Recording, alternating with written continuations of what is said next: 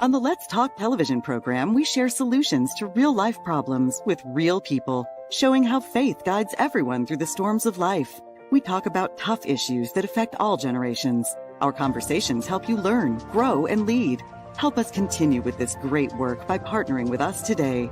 Call 905-625-1278, extension 233, or visit letstalkca.org.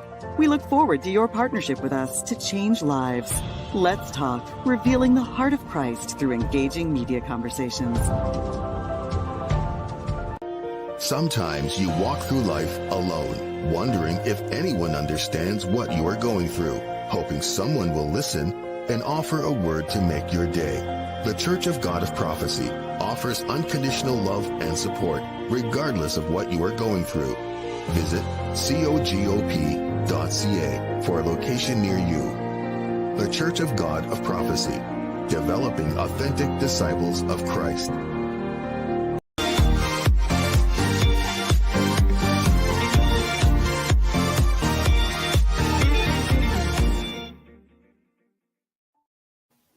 Hello, and welcome to Let's Talk. I'm your host, Woodroe Thompson.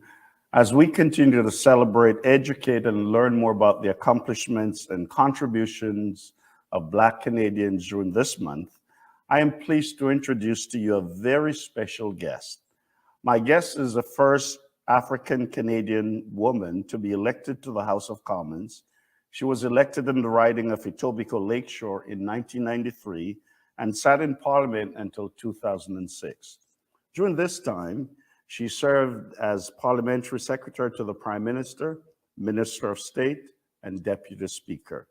In 2007, she was nominated by the Government of Ontario as Fairness Commissioner, a position created to advocate for Canadians with foreign credentials. Among her many achievements and honors includes leading the motion that allowed for the placement of the famous 5 statue on Parliament Hill in Ottawa, and the motion that created Black History Month in Canada. I know you're watching in your homes, but please help me to welcome the Honourable Dr. Jean Augustine. Welcome to Let's Talk. Good morning, Bishop Thompson. I'm so very pleased to be with you, and let's talk. So let's talk. Well, very good. You are a Grenadian Canadian born in St. George's, Grenada. You've served, as I mentioned, as MP, Cabinet Minister, Social Justice Advocate, teacher, principal, and the list goes on. I want to go right back to Grenada and look at this little girl growing up in this country.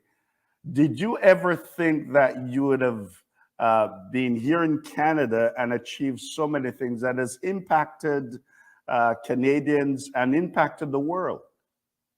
That is an important question, and it is also a very good question. The fact is that growing up, and I like to be more specific, in Happy Hill, St. George's, Grenada, in an extended family situation where the old African saying, it takes a village to raise a child, yes, where there were so many family around, especially the women in the family, and I was born in 1937, Bishop. And right. So those days, the whole colonial situation of Grenada at the time, because Grenada didn't get independence until way later. Right. And the school system that I went through was all colonial, Eurocentric programs. And at the same time, I knew about the world. The world was part of the curriculum, part of what we learned. We didn't learn much about the geography of the Caribbean, but we learned about the geography of Europe, Australia, the Commonwealth, Australia, New Zealand.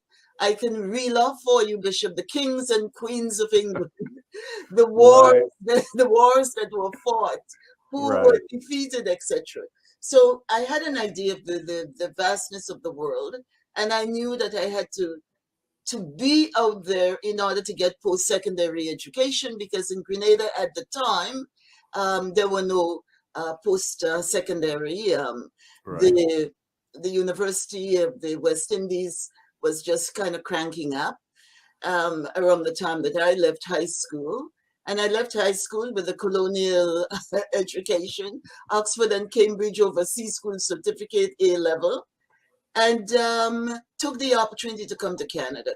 I did not Right. have a map that says, I'm coming to Canada, I'm going to be a school principal, or I'm going to find myself in all these avenues advocating and being an activist around things that spoke to the just society and the place of people of color and Indigenous people and Black people in Canadian society, that I would be an activist around that and that I'll get myself into politics. That was not that was not Right. the kind of plan that I had made for my life. Actually, the plan I had was to be the best person that you can be, to take all the lessons you learned around Yes. the family and in places like Grenada, and bring have your self-esteem intact and Right. bring with you all that you learned to make your life to reach your full potential. Very good. Now, in studying your history, I realized that when you were growing up, you would gather with some of the children, and you would be the teacher.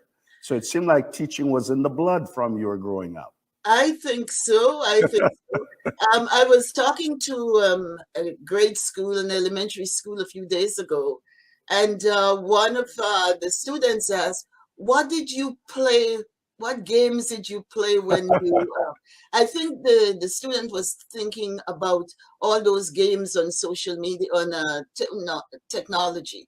But Right. I said no. I said we had no television, we had no radio, we had no what we did was we went out and Yes. played school, we played marbles, we played all of those things. And I think, Bishop, that's where I learned very, very early the importance of working as a team, being in a Right. team, doing things together, because we did things together Right.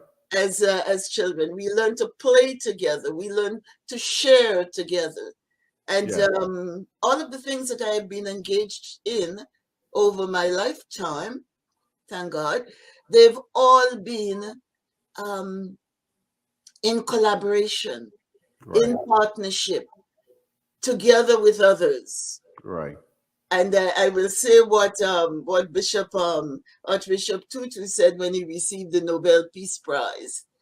He said, "If I stand tall, it's because I'm standing on the shoulders of so many people who have supported me." And so I can repeat that as my own mantra, because it has always been with others, for others, in collaboration with others, and looking at what the society said it was, and looking at myself as a Black woman, as an immigrant woman, growing up, because Yes. it was growing up. I came when I was about 21, in a society where I saw so little advantages for people of color, for Black people in particular. Right. What was it like to be Black and to be a woman in Parliament? What was that like? What was the experience like? Well, first of all, to be in Parliament is an oh my gosh experience. Look at where I am in this place built by men to do men's work. Look at Right. all the gargoyles and all the trappings of the Yes. colonial authorities, as it were. And here I was walking these hallowed halls. Hmm. And as I went down from one hall to the next, there were huge, huge pictures, paintings actually, of those who had gone before. They were all pictures of men who were the prime ministers, who were the speakers of the House, who Right. were the heads of different committees, and all those paintings around. There was only one woman at the time when I got there in 1993, and that was Jean Sauvé, who was a speaker. All the paintings around. and they were all white men. I saw nothing that represented people of color or African people or indigenous people or what, having been the leadership of the political parties of our country. At the same time, getting there as the first African Canadian woman, as the first Black woman, and being assured of who I was, knowing fully that I was a Black woman. There was no way of disguising that. And at the same time, when I looked at the fact that African Canadians were in this country since 1603, that we have documented evidence of our participation in the War of 1812, that we had documentation about the first enslaved young boy being baptized in the church in Montreal. His baptismal certificate is there. We have evidence of the United Empire loyalists bringing with them enslaved people. We knew about the Maroons who came. We knew about the Africans who could not find a living or eke out a living out of bad land that was given to them. We know about the ships that left and went back to Liberia and Sierra Leone. And we know that as African descended people, that we participated in every aspect of Canadian society. And so I knew all of that. And I brought all of that with me to the Parliament of Canada. Right. And I knew also that there was expectation that as the first Black woman, by the way, Bishop, there were two Black men before me. There was the Honourable Lincoln Alexander, right, and Dr. Howard McCurdy. Right. But by the time I got there in 93, they were gone. Right. So I knew that I was not just Jean getting into the Parliament of Canada, but Jean, the Black woman, the immigrant woman, the woman who came to Canada as a nanny, as they would say, and who worked my way through all of the systems to get myself there. And I jokingly tell the story that when I got there, there were tons of letters of congratulations from people from all across the country. But there was one letter that stands out with me, and I think I have it somewhere. It was from a Black man in a prison in BC, British Columbia. And his letter said, "I am so happy that you are now in the Parliament of Canada. Now you have to get me out of here." So I realized that everybody was watching, that somehow we all knew that one of us had broken through, that one of us found ourselves in that austere and the place where legislation is made, and that there was expectation, that I was not representing just me and the constituency that sent me there, but that I was, I wouldn't say a symbol, but I was a representative of all Black folks. Yes. So if I fell on my behind, it would have been everybody failing. Well, you are still representing us. We're going to take a quick break. We'll be right back with Dr. Jean Augustine. Please stay with us. On the Let's Talk television program, we share solutions to real-life problems with real people, showing how faith guides everyone through the storms of life. We talk about tough issues that affect all generations. Our conversations help you learn, grow, and lead. Help us continue with this great work by partnering with us today. Call 905-625-1278, extension 233, or visit letstalkca.org. We look forward to your partnership with us to change lives. Let's Talk, revealing the heart of Christ through engaging media conversations.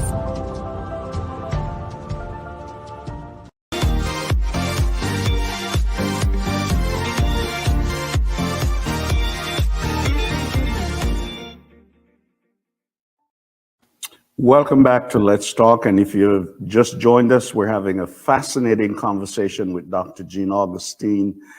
And it is such a privilege to have you, especially during Black History, because a lot of people may not know that in 1995, you introduced a motion to have Black History celebrated here right in Canada. What was that like? What was the vision behind that? Well, the vision started not with me, but the vision started with someone called Carter G. Woodson Yes. in the Right. United States in Mhm. I think it was 1926. Right. And when he realized the vast extent of knowledge that there was to be had of African peoples going all the way back to those early days, he felt that everyone in the United States should know that history of Right. African Americans. And so Black History started, and the selection of February as Black History Month, and the week, it started in 1 week uh, where there were two important birth dates, which meant that there were two important holidays. The birth Right. date of Abraham Lincoln and the birth date of Frederick Douglass. Right. And it was a sense that if there were 2 days that people were home and they would bring their children to the library and they would do some reading. And it went from 1 week to the 1 month, the month of February. We Right. were following this here in Canada in different areas. We had the men who were working on the railroad bringing back pamphlets and posters and talking about the history of African Americans and people who were making progress and people who had been part of the civil rights, etc., etc. And Right. so we knew that in the city of Toronto, we knew that this was happening. But we wanted this to happen because I can tell you, as a teacher, as an educator, teaching grade 7, 8, and being principal of large schools, there was nothing in any of the modules that Right. talked about Indigenous people, about land claims, about residential schools, or about treaties. Or I learned nothing and taught nothing about that because it was not in our books. Right. The issue of African Canadians, who we were, where we are in the society, the contributions that we were making, there was very little, nothing actually, except the Underground Railroad and Canada as this shining northern star that everybody was running towards. Right. And how was that received when that was considered? How was it received?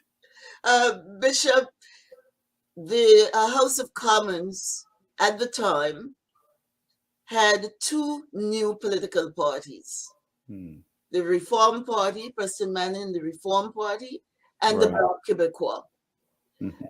Those two political parties, having lost the Conservatives, remember the Conservatives really Yes. defeated, so the Liberals came in with Yeah. with large numbers. The discussion at the time was around the Free Trade Agreement, the North American Free Trade Agreement. Mhm. The discussions, again, were around trade issues with the United States, so that it was softwood lumber, yogurt and ice cream, all of those trade issues Right. in Canada and the US. And question period and the committees and everything else were absorbed with debt and deficit and Canada's situation as a basket, Mhm. and on and on and on. And there I came along with this social justice about Black people and our presence. So it was not like, come here, girl. It was, you want February? Who is going to come for January? You want Black History Month? When are we going to have White History Month? And on and on and on. And remember, I didn't have what you have now, all of that technology around you. I had to Correct. see people face to face, one on one, go to Right. their office, meet them in the elevator, go sit beside them in question period, and kill several trees so I can have a bunch of the motion under my arm and say, I would like this. Would you support me? And I had to make sure all the 305 members knew, because I didn't know who was going to be sitting at the time when I would put the motion forward. To get that motion written took months. Yes. Sending me back with it, the legal people sending me back with it. They said, you do not want to debate, because I said I didn't want to debate. I wanted unanimous consent. Mm-hmm. And so every time I wrote it, they'd say, too much in here, because I wanted to tell the whole story of our coming, of the Costa, about, all of those things in Black history, that is Canadian history. I wanted to tell all of that. And they kept saying, no, it has to be just the facts. Just the facts, ma'am. Mrs. Augustine, just the facts. And I'll go and we'll write again, and I'll go and so the motion, and I'll read it to you. It's very simple. Yes. It says, Mr. Speaker, with the unanimous consent of the House, I move, and I give my seconder. I had a seconder from the Bloc Québécois. I had a seconder from the member from Kootenay East, and I had Spen Robinson, the member for Burnaby Kingsway. So I move, and this is the motion, that this House take note of the important contribution of Black Canadians to the settlement, to the growth, to the development of Canada, the diversity of the Black community in Canada, and its importance to Canada's history. And I ask that we recognize February as Black History Month. There was nothing here that was debatable. And so I was able, when the speaker stood up and asked, is it agreed? Are you giving her unanimous consent for this motion? And the motion was carried. But it was an uphill struggle. Well, we're so glad that you actually introduced that motion, because here we are now. And as you and I were talking offline, I hope that we will be able to celebrate and educate ourselves about our history, not just in February, but throughout the year. What are some of the things that disappoint you as you reflect on Black history? You had a vision as to what you'd like to see accomplished. What are some of the disappointments, but also some of the things you're proud of as you reflect on Black history? Yeah, I think I am also, Bishop, a very optimistic person. So I don't look at the dark, look for detractors, or look on the dark side, or the critical analysis that some people do. Right. What I see is that before 1995 and that motion, we did not see the African presence as part of Canadian history. We told Canadian history in a very Eurocentric, very colonial way. Yeah. But since 1995, and later on, when Senator Oliver felt that we needed some reaffirmation, put that to the Senate.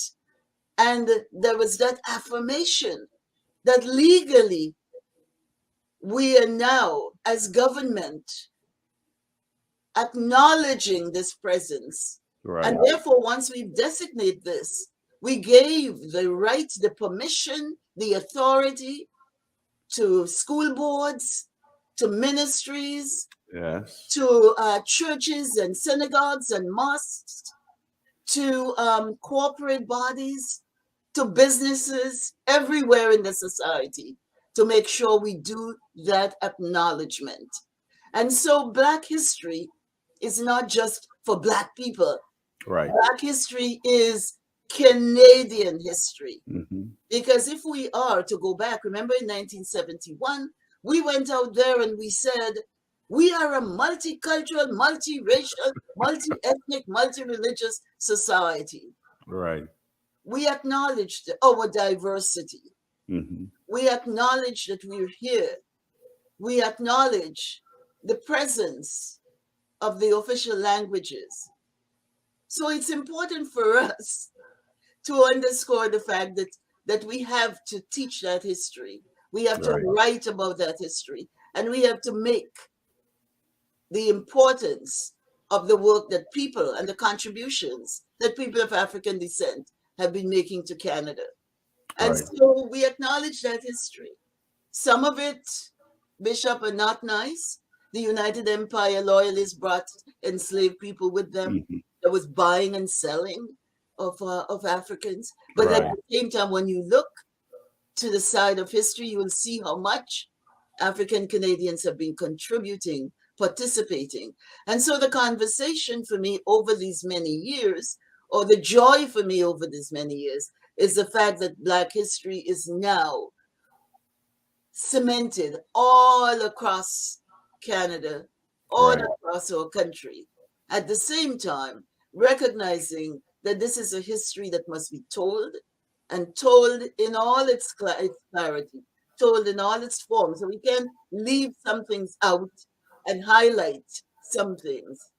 And I also recognize that in teaching and in studying and in acknowledging and in having conversations around equality and equity and diversity and Right. inclusion, we Mm. must tell the story. Yes. We must tell that history. We must know that history as being pertinent to who we are as Canadians. Very good. Now, I know we only have a few minutes left, but this is Black History Month, and I really want people to understand how impactful your life has been and continues to be. So, for example, honors and awards. In 1987, you received the K. Livingston Award from the Congress of Black Women of Canada. In 1994, Pride Magazine awarded you the Canadian Black Achievement Award. 2002, you were sworn into the Queen's Privy Council. You also received the Queen's Diamond Jubilee. 2007, Grenada's University of West Indies praised you with the then Caribbean Luminary Award. 2007, you were inducted as a member of the Order of Canada for your distinguished career as an educator, politician, and advocate for social justice in Canada. 2014, granted the prestigious appointment of the Commander of the Order of British Empire. You have 6 honorary Doctor of Laws, so we can say doctor, doctor, doctor, doctor. You get the idea. And in 2016, where I live in Brampton, there's a high school that was named in your honor. Now, when you look back at this, one of the things that people look at is that you have a rich legacy. But when you look back at this, what would you like your legacy to be? My legacy. Thank God, who has sustained me over these many years. And I know, Bishop, that you are in the field where prayers are said all the time. Yes. I do not pray, gimme, gimme, gimme. I pray, thy will be done. Thy will be done. So I've asked God, and I ask God daily to make my life a life of service, a life that would serve others, a life that would motivate others, and a life that will be remembered as someone. My legacy, I hope, will be remembered as someone who gave, someone who served, someone who advocated, and someone who was a warrior for social justice. And very quickly, in just a few seconds, there may be Black women or Blacks watching you, and they feel like they have gifts and abilities that can impact not just the Black community, but the world, the country in general. But when they look at the inequality and when they look at the lack of equity and stuff like that, they're thinking, no, I can't do it. I can't be like Dr. Jean Augustine. Very quickly, what would you say to them? I would say go for it, take risks. Good. Remember that it's important that you contribute and you be there in every place. I also say to you, Bishop, that being an ally, all the friends and others who are not African Canadians, recognizing the history of colonialism, Eurocentrism, the residues of slavery, and all of those things that have impacted African Canadians, that is important that we have the allies and that all of us stand together. Black folks, take risks, put yourself out there, because we are in the conversations now that speak of to the issue of inclusion. The United Nations recognize that, and so that decade for people of African descent ties good. in nicely with African heritage, African history, Black History Month. Right. Well, Dr. Jean Augustine, it has been a pleasure speaking with you. I wish we had more time. May God continue to bless and enrich your life as you continue to serve not just Black Canadians, but the world in general. God bless you. Thank you. Thank you, Bishop. God bless you. You're welcome. Well, folks, that's all the time that we have for today, but let us continue to celebrate, educate, reflect on the rich heritage in the Black community. Remember, everyone has gifts and abilities that can be used to inspire and to add value to people's life. Now, as I listen to Dr. Jean Augustine sum things up, she talks about the fact that she sees herself as a servant and serving others. Would like to remind you that we're all servants and we're called by God to serve others. But I want to just add something in at the end. Remember, God loves us. He cares for us as a people, and he wants to have a relationship with you, wants to have intimacy with you, and that only comes through the person of Jesus Christ. If you'll cry out to him, he will forgive you of your sins. He will enrich your life. He said, I'm come that you might have life and have it more abundant. Let's celebrate the life that we have. God bless you. We'll see you next time. On the Let's Talk television program, we share solutions to real-life problems with real people, showing how faith guides everyone through the storms of life. We talk about tough issues that affect all generations. Our conversations help you learn, grow, and lead. Help us continue with this great work by partnering with us today. Call 905-625-1278, extension 233, or visit letstalkca.org. We look forward to your partnership with us to change lives. Let's Talk, revealing the heart of Christ through engaging media conversations. Sometimes you walk through life alone, wondering if anyone understands what you are going through, hoping someone will listen and offer a word to make your day. The Church of God of Prophecy offers unconditional love and support, regardless of what you are going through. Visit cogop.ca for a location near you. The Church of God of Prophecy, developing authentic disciples of Christ.